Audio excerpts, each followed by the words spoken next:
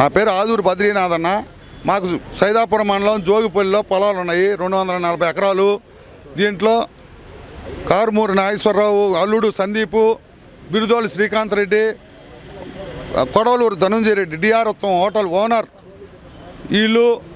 వీళ్ళందరూ కలిసి మా మీద వాళ్ళని ఆదూరు శ్రీచరణ్, ఒగ్గు కృష్ణయ్య వీళ్ళని అక్కడ లోకల్గా పెట్టుకొని వీళ్ళందరూ మా మైన్లలో 150,000 టన్నుల్ని అక్రమంగా దోపిడీ చేశారు. అక్కడ ఈవెన్ సిద్ధేశ్వర స్వామి కొండ, అతి ప్రాచీనమైన కొండ, మహిమాన్వితమైన దేవుణ్ణి కూడా కొలదోసేదానికి ప్రయత్నం చేస్తున్నారు. సగం కొండను తోసేశారు. ఆడకు పోయే వచ్చే రోడ్లు, సైదాపురం రోడ్లు ఒకరికి విపరీతమైన ఒక బావుల్లాగా తయారైపోయినాయి. ఇవన్నీ కూడా ఇప్పుడు ఈరోజు ఈ అన్ని అక్రమాలు ఇంతకుముందు ప్రభుత్వంలో ప్రతి ఒక్క ఆఫీసర్కి, ప్రతి ఒక్క నాయకుడికి మేము విన్నవించుకున్నాం. ఏది మాకు న్యాయం జరగల. ఈరోజు ఈ ప్రభుత్వం మన సిఐడి డిఎస్పీ గారిని కలిసాం.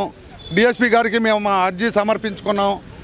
సార్ ఏమన్నారంటే మీకు న్యాయం చేస్తాము, న్యాయం జరగద్ది, మేము దాని మీద ఎంక్వైరీ చేస్తాము అని కూడా చెప్పారు.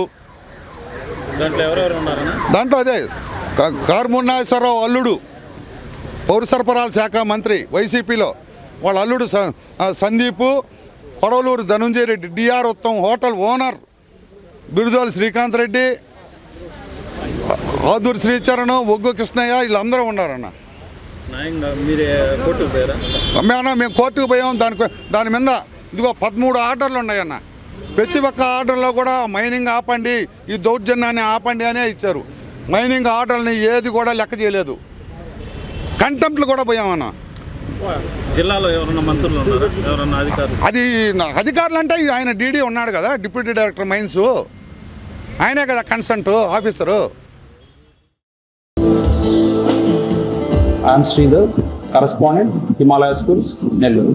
విద్యార్థి తల్లిదండ్రులకు ఒక చిన్న విన్నపం. బెటర్ ఎడ్యుకేషన్ ఇవ్వాలి, మంచి నేమ్ రావాలి అని ఒక టీం వర్క్ చేస్తున్న విద్యా సంస్థలో మీరు విద్యార్థులు చేర్చినట్టు ఫీజు పరంగా కానీ, లేకపోతే చదువు పరంగా కానీ అన్ని రకాలుగా బెస్ట్ ఫ్యాకల్టీతో లాస్ట్ బెంచ్ స్టూడెంట్ని కూడా ఫస్ట్ బెంచ్ ఫస్ట్ ర్యాంకర్గా తెచ్చేదే అవకాశం ఉంది. డిసిప్లిన్ పాయింట్ ఆఫ్ వ్యూలో కానీ, స్టడీస్లో కానీ, ఫిజికల్గా కానీ, మెంటల్గా కానీ, ఎమోషనల్ ప్రతి దాంట్లో మేము ప్రతి స్టూడెంట్ని భుజం తట్టి నంబర్ 1గా చేసే అవకాశం మాకు ఉంటుంది. సో తల్లిదండ్రులు ఆలోచించి పిల్లల్ని చేర్చినట్లయితే వాళ్ళకి ఇతర సంస్థల కంటే కూడా 3 times 4 times 5 times అన్ని రకాలుగా బెనిఫిట్ జరుగుతుంది.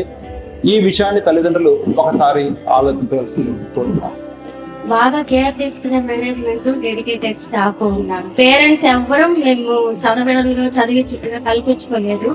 ఈ మొత్తం క్రెడిట్ టీచర్స్కే ఇచ్చేయాలి.